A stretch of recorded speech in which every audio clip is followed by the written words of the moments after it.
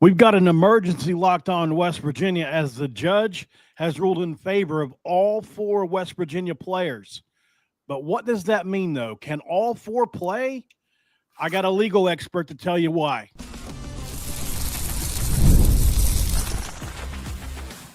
You are Locked On West Virginia, your daily podcast on the West Virginia Mountaineers, part of the Locked On Podcast Network, your team every day.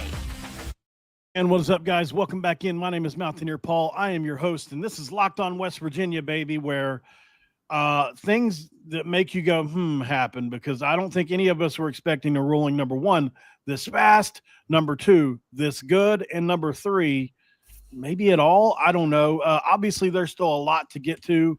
I don't even have my ads pulled up. Obviously, this was kind of a rush job to get here. So preliminary, if you're just jumping on and don't know what's going on, the judge has made a ruling as to the eligibility of the four West Virginia players that were in court as of yesterday. And this episode is going to be brought to you by Monarch Money. Guys, right now with Monarch Money, take control of your finances with Monarch Money. Use code LOCKEDONCollege at monarchmoney.com for 50% off your very first year. And I got to bring my buddy on, man, Sam Ehrlich, who was mailed this ruling directly from the attorney representing these West Virginia players. Is that correct, Sam? Yeah, it is. Thanks so much to John for sending this along and saving me a few bucks in pacer fees. And beating my docket burden notification by about 5 minutes. So that was nice. Right. You've been keeping a really close eye on this. Mm-hmm. You're a smart guy. So break this thing down to the layman. What does it mean? Are there still questions in the air for Jamori Robinson? Let's break it down for us here. Yeah. So I just over the past 20 minutes just read through the 67-page opinion, which wow. A lot of it, to take off some of the bragging on my part. A lot of it really does just replicate the rulings from Diego Pavia and Jet Elad. Of course, two players who were also granted similar relief, just in joining the NCAA's eligibility rules and allowing them to play for an additional season based on their year or years in some cases of JUCO, of junior college. And yeah, Judge Bailey agreed fully with those decisions. Oh, along with Cortez Braun Jr., I should say, the Nevada wide receiver who has since transferred to Memphis.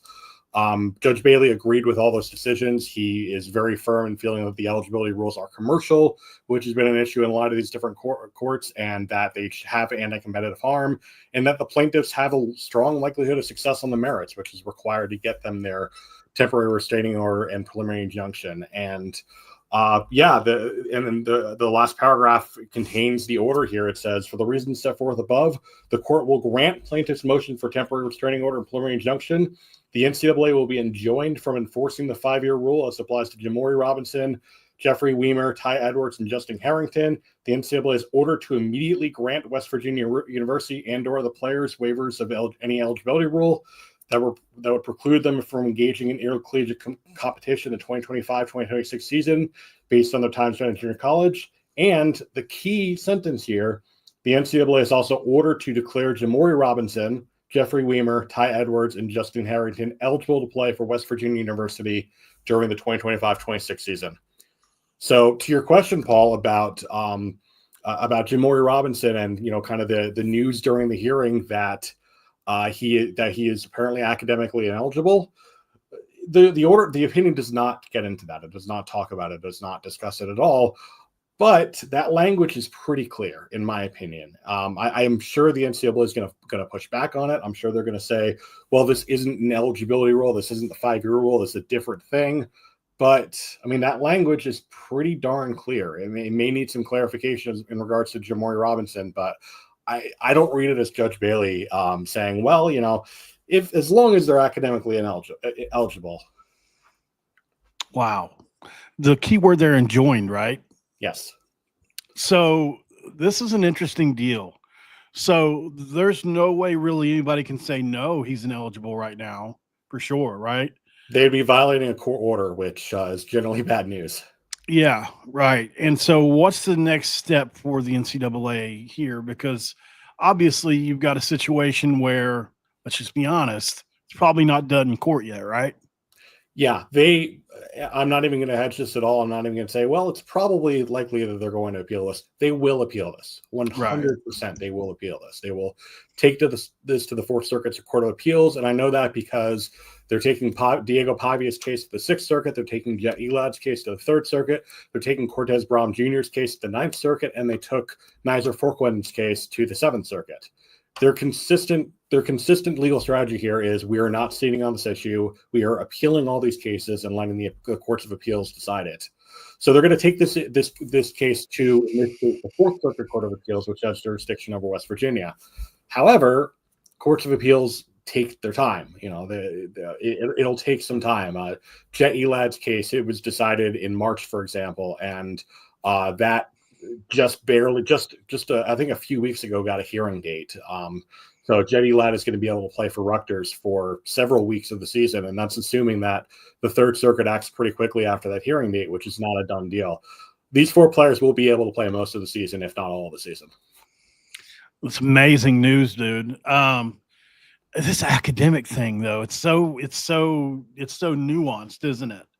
But because it's a separate deal from the ruling in some ways, but at the same time, they've been ordered just plain out to let them play. So it's like, okay, go ahead and violate that if you want to, right? It's almost like a dare from Judge Bailey. Yeah, and the NCAA won't do that. They're stubborn, especially when it comes to issues like this, but they're not going to take the position that goes against a court order. That's just not something they're going to do. I would, again, like I said, I would imagine that there's going to be some pushback as to the extent of this order as in regards to Jamori Robinson. They may need to get some clarification from Judge Bailey on that as to whether he also feels that the academic eligibility rule should also be enjoined in this case, if that works. But yeah, presuming Judge Bailey doesn't come back and say my ruling only applies to the 5-year rule and the JUCO rule and those kind of things, then again, the opinion states very clearly the NCAA is also ordered to declare Jamori Robinson, etc., eligible to play for West Virginia University during the 2025-26 season.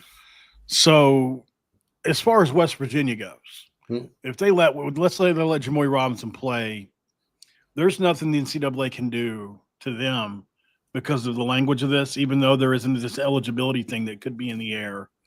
That's a great question, and yeah, it's an important question, and it's one that's actually come up in several of these issues. And in fact, the NCAA has a rule.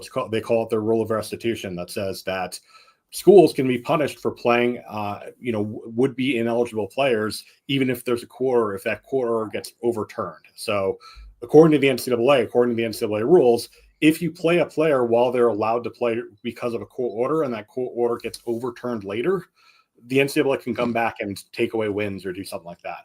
However, the plaintiff's lawyers thought of that, and they also asked for an injunction of that rule, and they got an injunction of that rule. And every court that's granted this has said the exact same thing. You can't have an injunction to this end without also enjoining the rule of restitution. And in fact, Judge Bailey's words specifically. It is self-evident that the rule of restitution would chill both plaintiffs and WVU's ability to rely on this court's injunction by exposing them to severe penalties should the injunction later be voluntarily vacated, stayed, or reversed. Consistent with its decision in Ohio, the court sees no reason to depart from that reasoning and holds that the rule of restitution must be enjoined for the injunction to have effect. So, again, if the NCAA comes back later and tries to punish West Virginia, it would be violating court order. This is massive news, and Sam, without your help, we wouldn't have, the details of this being hashed out. So I really appreciate you for jumping on here really quickly and kind of diving into what this order means. Is there anything else the West Virginia fans should know about this? Is there any other kind of language that should be explained that I haven't thought of? Yeah. So one thing to keep in mind, I'm seeing some comments about this. Like the NCAA will probably look to appeal this as quickly as possible. They'll look to get a decision from the Fourth Circuit as quickly as possible. It is really difficult to get courts of appeals to act quickly. Really, really difficult. So unless the circuit court issues an emergency stay of the decision, which is possible, it certainly is, then they're going to be eligible to play. That's just the long and short of it. But I will say the NCAA has not sought emergency stays in Pavia. In fact, they granted the waiver for Pavia. But they also haven't looked for emergency stays in the Jetty Lad or the Cortez Brown cases as well. So it doesn't seem like something that either they're just not interested in or they just don't think it's worth even trying. Wow. Let's go to break, guys. On the other side, we'll get into this on the field. Sam, you can stay or you can go. Do you want to stay or you want to go? I'll take off, but thank you so much for having me. Okay, Sam. Thank you so much, man. Guys, and by the way, find Sam Ehrlich under that name right there on X. He deserves all the followers. Thank you, Sam. Thank you so much. See you later. Guys, this is obviously huge news. We're going to get into what this looks like and what it means on the field for West Virginia, because this is insanely big news, right? We'll get to it next. This is Locked on West Virginia. And this episode of Locked on West Virginia going to be brought to you by Monarch Money, guys. And we talk about Monarch Money for several reasons, mostly because if you're like me, you need help with your finances. And most people can't even fill out all their financial accounts or even what they're worth, whether it's 401ks, properties, or investments. And when you don't have the full picture, you can end up leaving money on the table. That's why there is Monarch Money. It's a all-in-one personal finance tool that brings your entire financial life together in one clean, easy-to-use interface on your laptop or phone. Monarch Money does the heavy lifting for you. You can link all your accounts in minutes, see clear data, visuals, get smart categorization of spending, and finally feel in control of your own money without ever touching a spreadsheet. Don't let the financial opportunity slip through the cracks. Use code LOCKEDONCollege at monarchmoney.com in your browser half off your first year. That's 50% off your first year at monarchmoney.com with code LOCKEDONCollege. And of course, this episode of Locked on West Virginia is also going to be brought to you by OpenPhone. And listen, OpenPhone is one of those spots that if you're not aware of OpenPhone, you absolutely should be, because they are crushing it right now. Especially they've got over 60,000, which is quite a bit, new people signed into them. And if you're running a business, every missed call is money left on the table. And think about the last time you needed a service. If the person didn't answer, did you wait on them? No, probably not. Probably not at all. You moved on, and that's why you need OpenPhone, because you're never going to miss an opportunity to connect with your customers with OpenPhone. And it's going to be the #1 business phone system designed to streamline and scale your business for customer communications. So with over 60,000 businesses trust OpenPhone today, like several, that's offering Locked On College listeners 20% off your first 6 months at openphone.com/LockedOnCollege. That's OPENPHONE.com/LockedOnCollege. Heck, they'll even port over your existing customers for free. And that's only at OpenPhone. No missed calls, no missed customers. It's segment 2. Let's crack a do, guys, and jump into the what does this mean situation, because there's no doubt that this is massive, capital M massive for West Virginia on the field. Please like the video, guys. I had to work really quick to get Sam on. Trust me, he's got a lot of people wanting his opinion on this. He's been tied to this case since the very beginning. And, he gets these rulings and things early before your casual person does. So I had been corresponding with him all day, and I knew something was coming, and thankfully was able to get him on here quickly to explain that. He deserves some followers, man. So let's pull up the roster here. Obviously, Jeff Weimer will go on the roster, right? Which is a big deal, obviously. Pull this up here. So Jamoy Robinson will slot in at that bandit spot, which is going to be huge, guys. I mean, you can't really emphasize how big this is for the defense. You're talking about a bandit position with Braden Siders, Marshawn Oxley, Curtis Jones Jr., Keenan Eck, and now Jamoy Robinson. I do believe he is listed at defensive end, but it's my belief that he will play bandit, in my opinion. So even if it's defensive end, we can walk down that road But from my understanding, it's probably going to be Bandit for Jamori. Obviously, he's the crown jewel of this class. I gotta address something else, and I'm guilty of this too.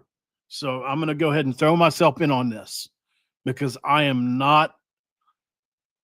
did it too. I think a lot of people were really hard on Jamori Robinson yesterday for a lot of reasons. I know we're all emotional college football fans, but he caught a lot of flack yesterday from our fans. And I understand why people felt that way. You know, if it turned out to have been 6 credit hours or whatever the scenario was, I'm not trying to get on a moral high stand here. I'm telling you, I said some things yesterday that I also regret. Okay. So, you know, I think we all get emotional. I can only speak for myself. I get emotional in the moment. You know, I look back at some of the things that were said yesterday about this guy because he is a grown man, obviously. And we don't know the scenario. You know, I've seen graduation pictures with him at UTSA, and whether 6 credit hours or not, maybe he knew, maybe he didn't. I don't know. But if he's able to play for West Virginia this year, I just feel like we need to really make it up to him and root for him even tougher because he probably feels like a little down on himself. You know, I don't know for sure, but I was looking at some of the stuff people said today. I mean, I didn't say anything about him personally. I was a little aggravated that I got some donations for an NIL situation with that, and you know, I was mad because like if he wasn't going to be eligible the whole time, then what the heck was I? You know, that was kind of my situation. Just being openly honest about it. Like I was trying to get this guy on the show and working hard to do that, and it didn't work out. But I took donations from people that I had to give back, and you know that was a headache for me. And it's just like, man, if he wasn't ever going to be eligible in the first place, why does it fall on the West Virginia fan, to have to go through this stuff? You know. Anyways, that's neither here nor there. I just wanted to say there are a lot of people that said some things, and whether maybe you feel like it was justified. I'm certainly not here to preach to people. I'm just saying that, you know, there are a couple of people that went over the edge with it, if you get what I'm saying. Not, I get it. If you think that he should have took the classes or whatever, fine. But it was just the extra things people said. What I regret is putting out the details of our situation. You know, I'm not perfect. All right. So, and you guys know, I am never going to lie to y'all, and I'm always going to be completely upfront to you guys. So, yeah, that's probably true, Jeff. I'm going to put this up here.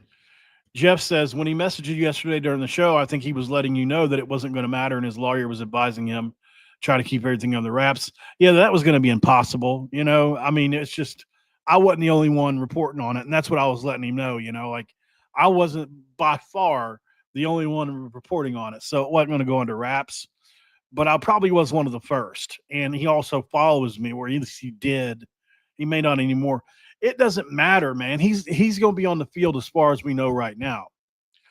For those of you asking about education, here's all I can tell you. According to Sam, and you can go back earlier in the episode and look at this, there is specific language that says that the NCAA is ordered to let him play this year. That probably supersedes even the academics because they included the rule of restitution.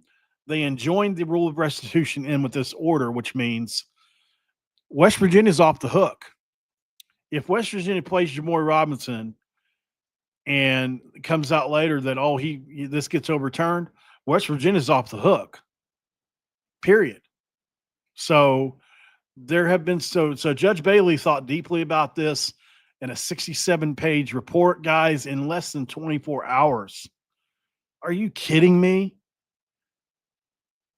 Like, Judge Bailey put in work, dude. You know how hard that would be to do?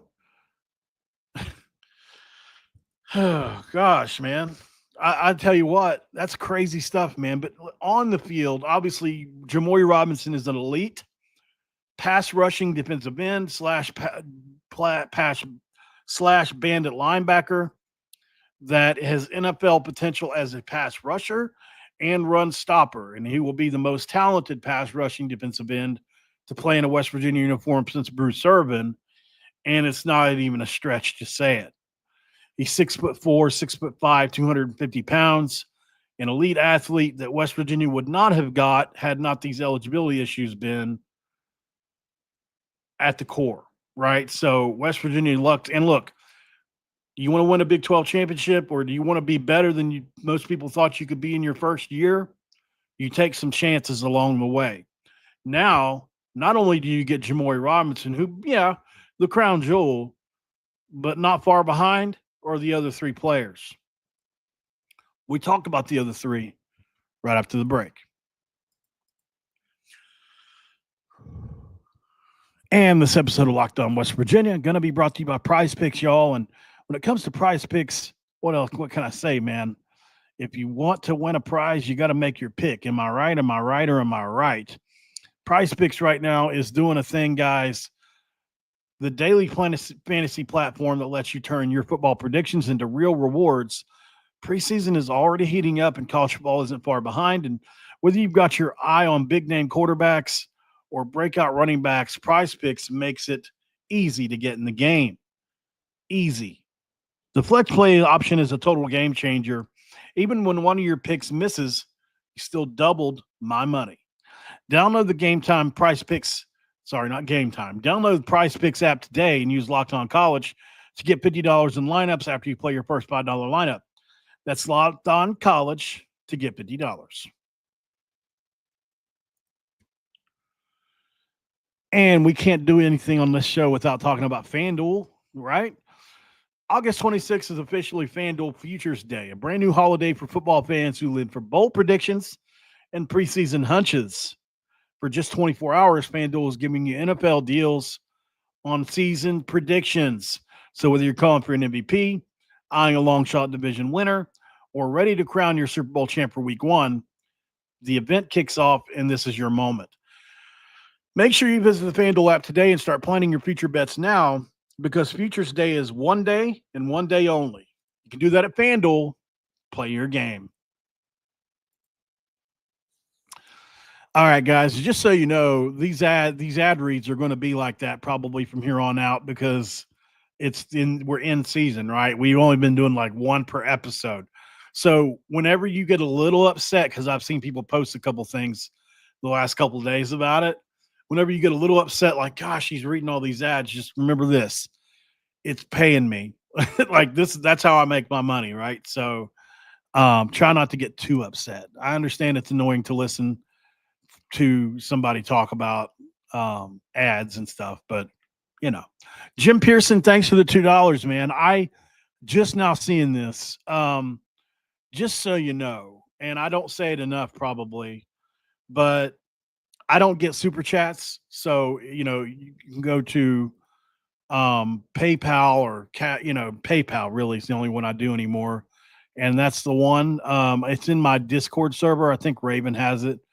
Anyways, on the field, obviously we talked about Jamoy Robinson. And if you're just joining,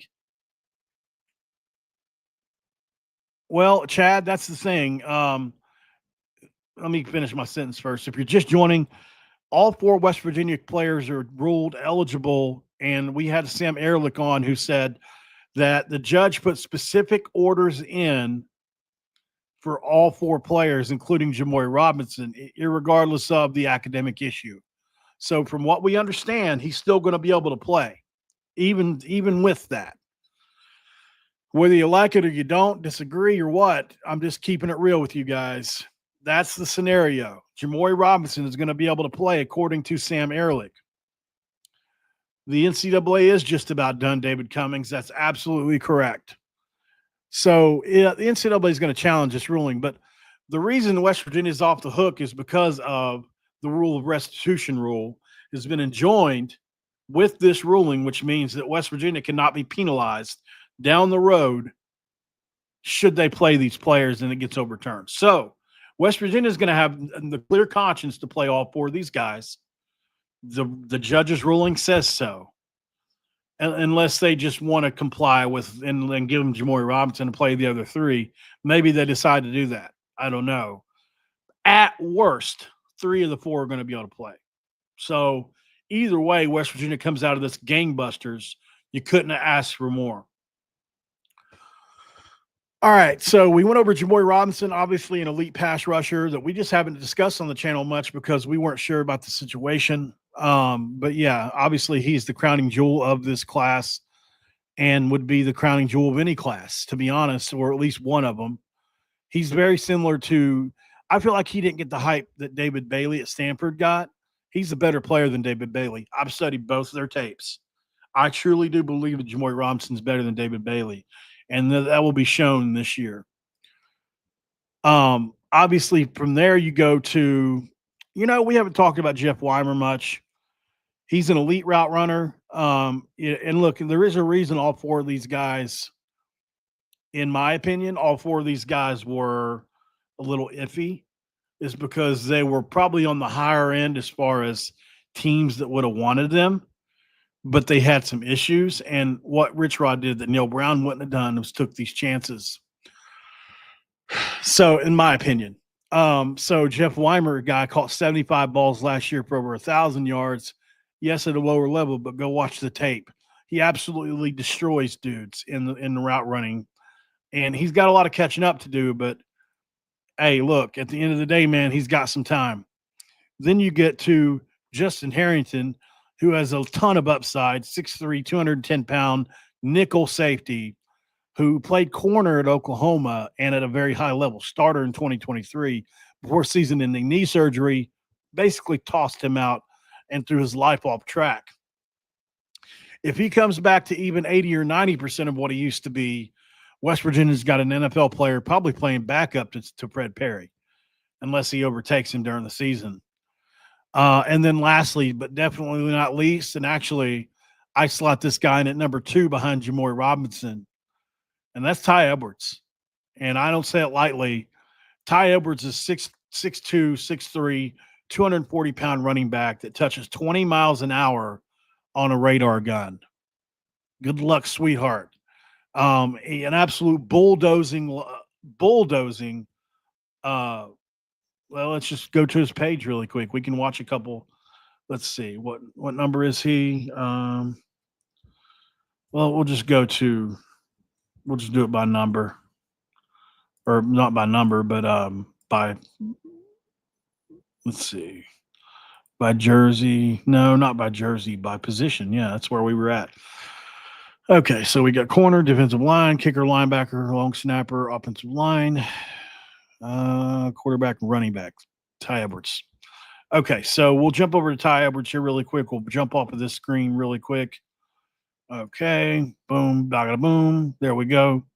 Obviously, we're talking about Ty Edwards. If you see this page here, for those of you listening on audio, it's a Pro Football Focus. In the Big 12 for 2025, highest graded running backs. Bryson Washington, who's very similarly sized to Ty Edwards at 85.9 Pro Football Focus grade, and then Ty Edwards, 82.2.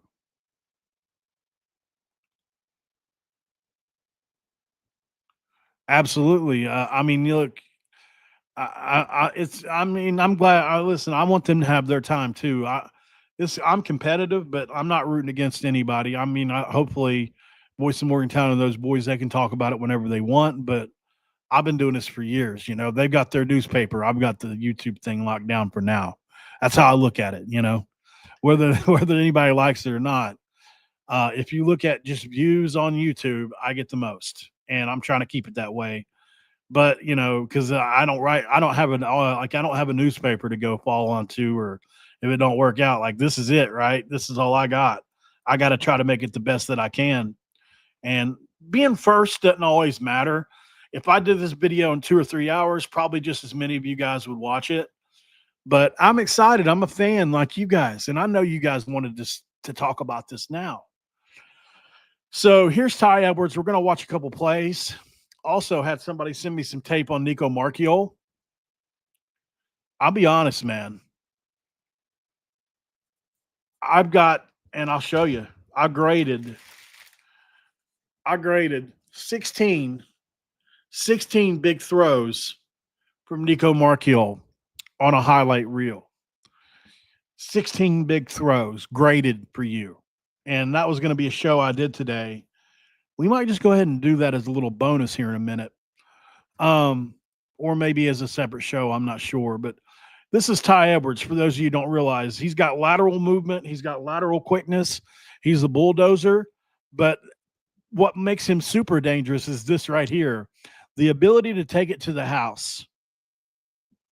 The line of scrimmage. By game 2, this guy might be your number 2 running back. I'm not counting anybody out, but this guy right here, if you go look at your Northern Iowa page, they've got the radar gun on him right here. He touches basically 21 miles an hour right here. Line of scrimmage.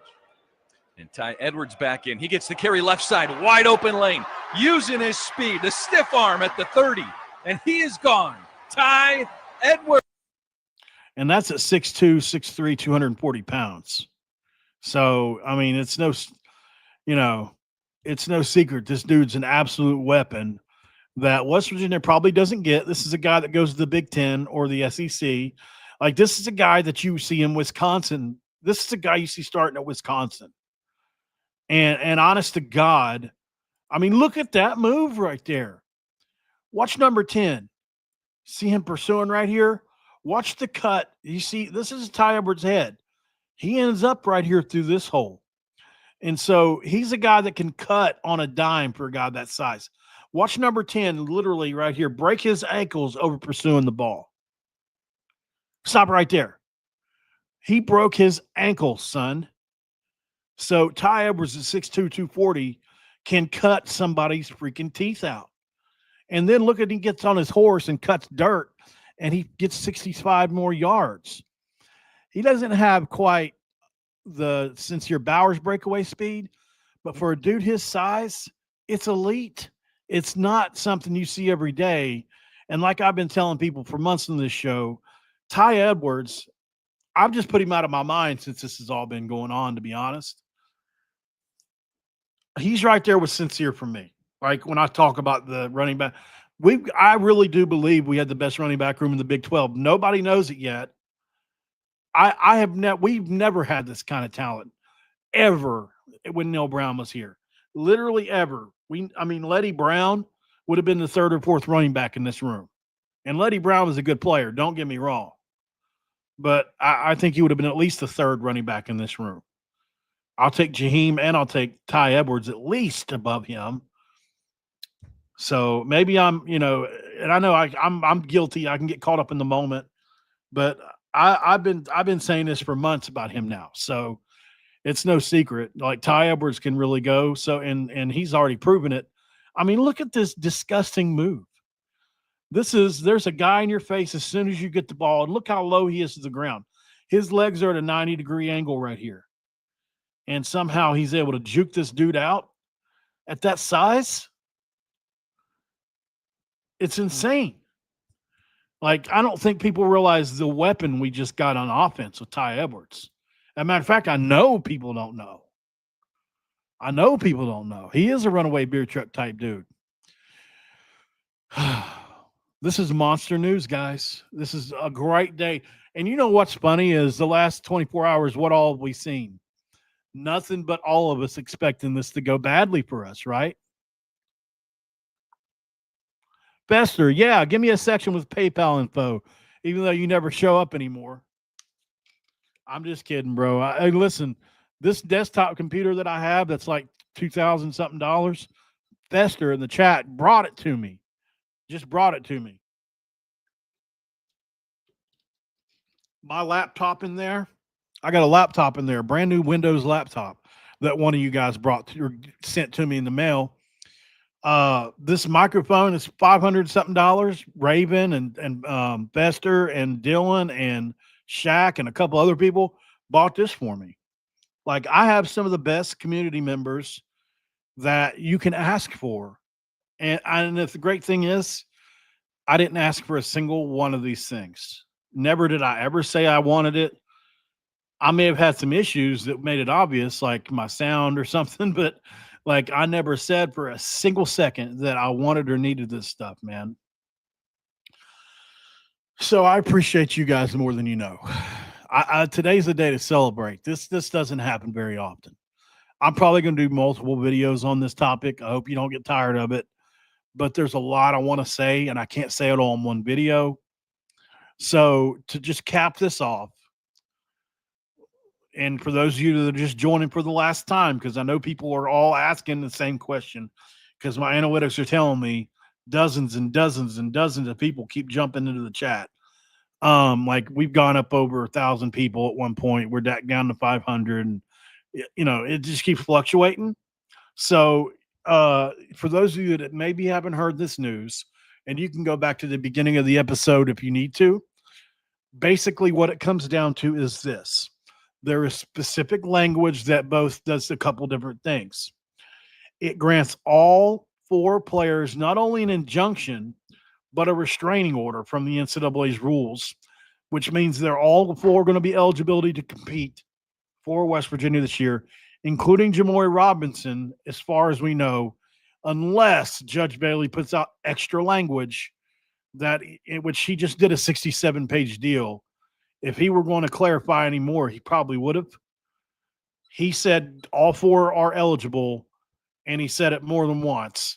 And then he went on to even enjoin this with the rule of restitution, which means that West Virginia cannot be held liable for playing any of these players on down the line. Literally impossible for the NCAA to do anything about it, even if they do decide to play Jamori Robinson. Now, you can get into the argument of, do you want to play that game with the NCAA if he's actually academically ineligible? West Virginia as a university that believes in education, maybe you take the stand and do what most would consider the right thing and to hold him out, or at least let him get his stuff right, hold him out half the year or something. I don't know. So I would still say there's a question on Jamori Robinson personally, but as far as the judge is concerned, he can play.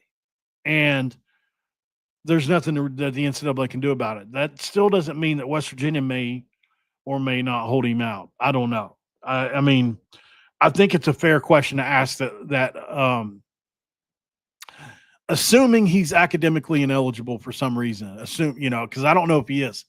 I have no clue. He could already be done with all this and there's no issue, that they made it up as the last resort yesterday at the hearing. There's a reason they didn't put it in the briefing. Right? They were trying to sway it their way as best they could. They probably were just being shady, to be honest.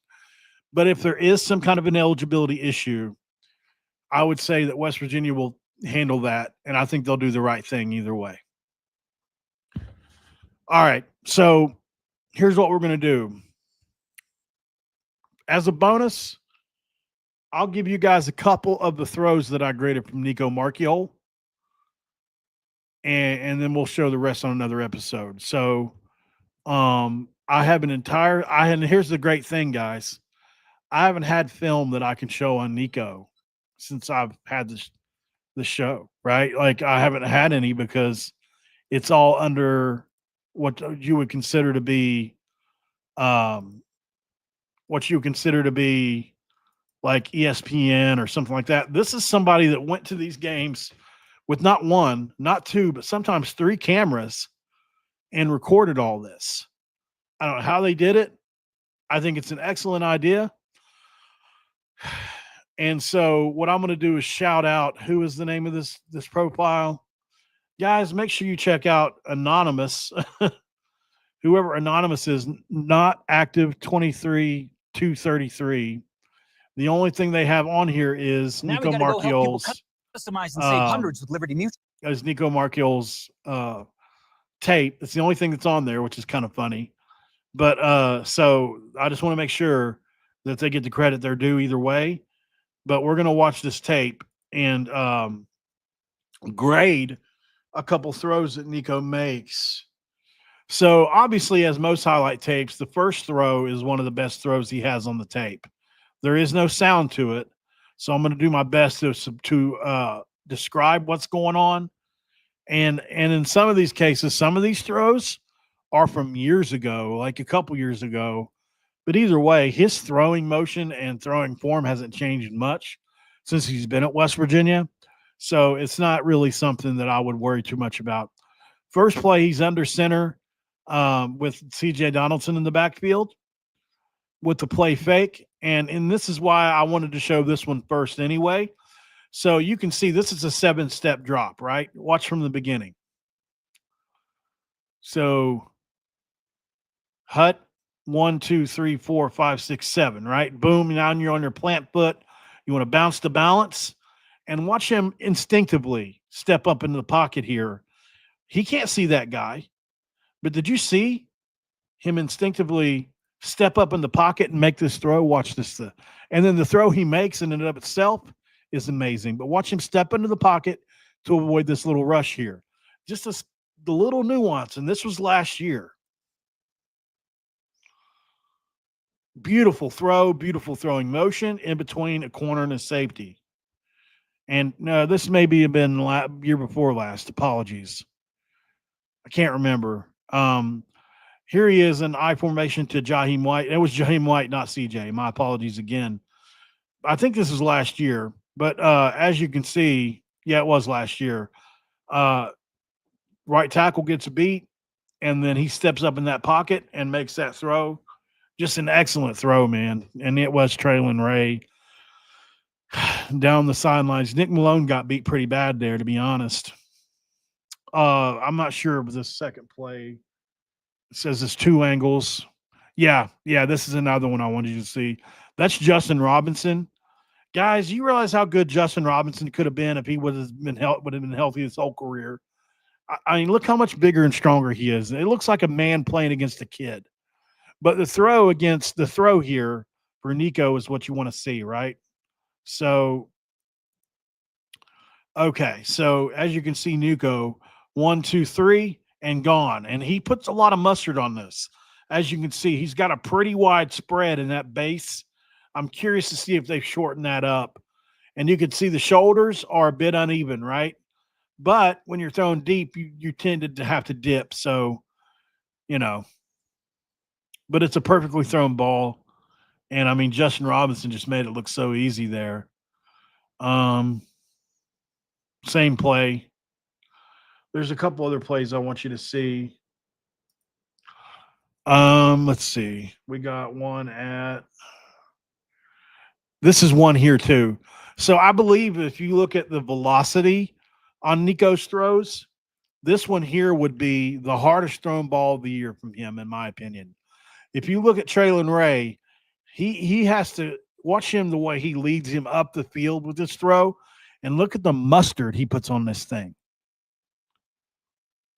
Bing! I mean, that's a zooms in there, and you get it from the back angle as well. Watch Traylon Ray have to adjust his route and move up the field. It's got so much velocity on it. And this is what Neal's offense was all about, right? You put a guy in motion, and you draw out a linebacker, you draw out a corner, you open up holes, and you just kind of throw into those spaces. And I think it could, if he would do what Rich Rod did and just make it a fast-paced offense, I really do think, look at the mustard on that thing, son. I mean, he really put the mustard on this. A lot of heat and velocity on this throw. So, yeah, Nico's got some arm talent, and obviously I've watched him a ton in my life, and I haven't really studied his tape like I have now. I've got a little bit different perspective on what I had before. This is obviously the famous run against Oklahoma State where he just absolutely dump trucks a defender. We ran this play so often with him. Boom. You think you can't run Rich Rod's offense? I don't know. And here you get another angle for it. And the offensive line does such a great job blocking there. And obviously that was one of Oklahoma State's best players that he ran over there. So that gives you a lot of hope for the future for Nico. Here he is against K-State, where there were very few big plays at all, unfortunately. Oh, gosh. So here's another big-time throw from Nico over 2 linebackers. Wait till you see the back-end throw. Watch it from this angle here. So actually, this is what they call a second window throw. Pause it right here. So the first window is before number 45, right? Here. The second window is going to be here. It's almost a third window throw if you look at where he releases this thing to. But obviously, he creates the window in his own way by leading it upfield a bit in between these two guys. Both guys leap for it, and it's just right into the breadbasket for Ray. An excellent throw that you can't teach. And here's an actually even better angle. This is the angle I wanted you to see. Boom, stop it right here. So the first window is before number 45 right here on the post. But he keeps going and then puts into that second window. Actually, I don't know. Maybe it was only a one-window throw. Either way, it's a great throw by Nico. I haven't had a chance to study every aspect of these throws. A couple of these, I think it says I can fast forward past this one. Yeah. A couple of these versus Cincinnati aren't great. I think this one's incomplete. No, it's not either. Okay, there's one that's like this that's incomplete. But, yeah, this is a great throw as well, obviously. Last year versus Cincinnati. One thing I will point out, though, is you see the pocket he's got. I don't know if he's going to have that here at West Virginia this year. This is something we still need to find out because Nico's throwing motion it's not slow, but it's definitely I'll just show you. Let's rewind this a little bit. Look at the time it takes him to catch the ball, turn, step back, and throw. It's a little slow, in my opinion. Maybe I'm wrong. See how quick it takes him to get that hip turned and be stepping back? It's just like a beat. It's almost like you think he could turn to where he's sideways a little bit faster. Maybe I'm wrong. It's like he's really just not.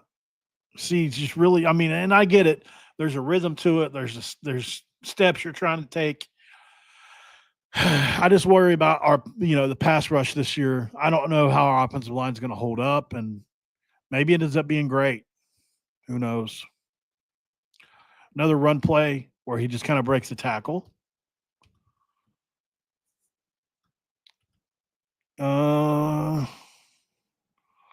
Yeah, there's another great throw. I love this throw. This is kind of a back shoulder, kind of a knot. There's 3 angles on this throw, it says. So here's the second angle. Preston Fox, by the way. Watch this third angle. You really get a good viewpoint of it from the third angle. Or is that Cole Taylor? I can't tell.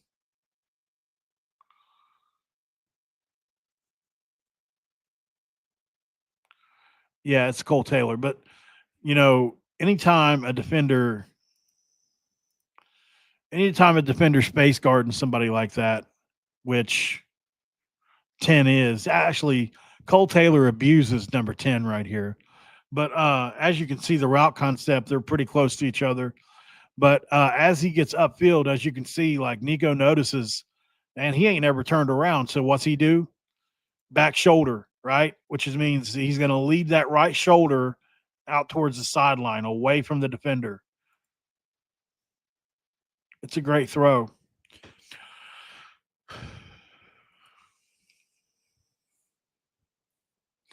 More Arizona stuff. Yeah, another pretty good throw, but that's an easier throw.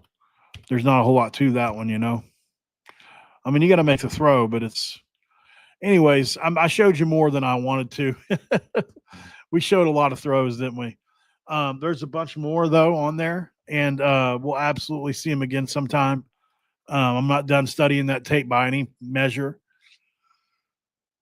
For those of you just joining, we'll say it one more time. That way, and for those of you, if you do want to help with Cash App or not Cash App, but PayPal, the Discord link is in the chat, which Raven or somebody may need to put it in there again. There's so many comments. I can't possibly get to them all. So if one of y'all want to put the Discord thing in the chat, one more.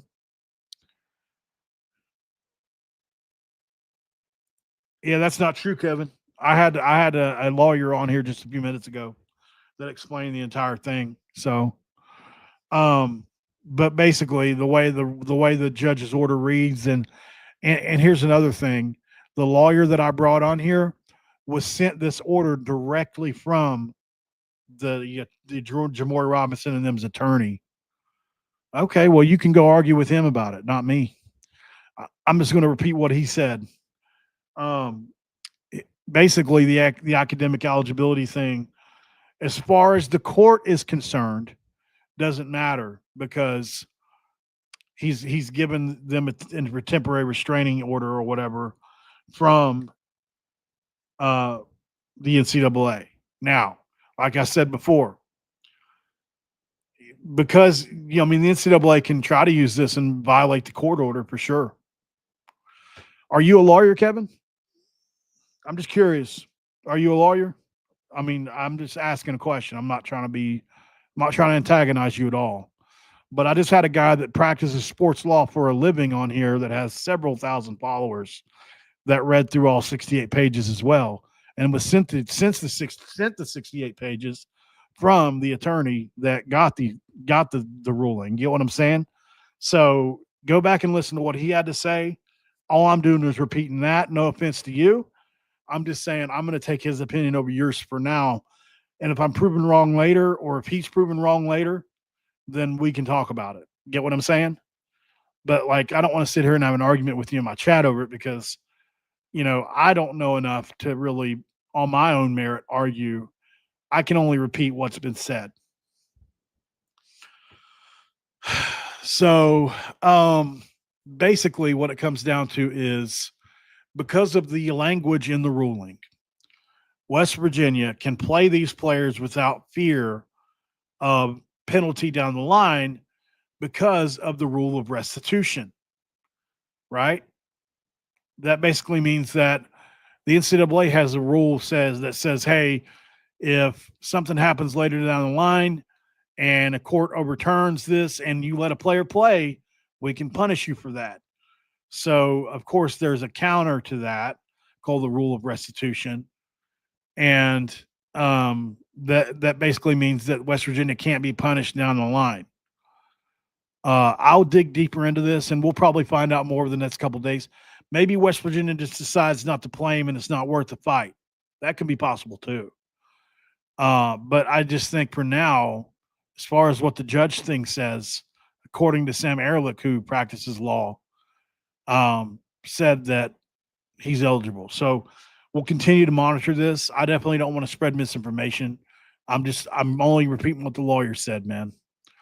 The Discord link is in the chat. If anybody wants to help out in any way, shape, or form, I do have PayPal. I don't ever beg for money. But I do take help anytime anybody wants to try. Other than that, guys, I think we're done here. We've been on live for 53 minutes, way too long. But that's okay. I will see you guys on the next one. Have a great rest of your day and weekend. And let's celebrate this. Even at the very worst, we've got 3 of the 4 guys. I mean, that's pretty exciting. We got a lot to talk about in the future here in Morgantown, and we can't wait to do it on the next one. Thanks for making Locked On West Virginia your first listen, and for being part of the Locked On Podcast Network. We talk about your team every single day. Make sure you check out Locked On Portal next, and we'll talk to you next time, guys. I'm out.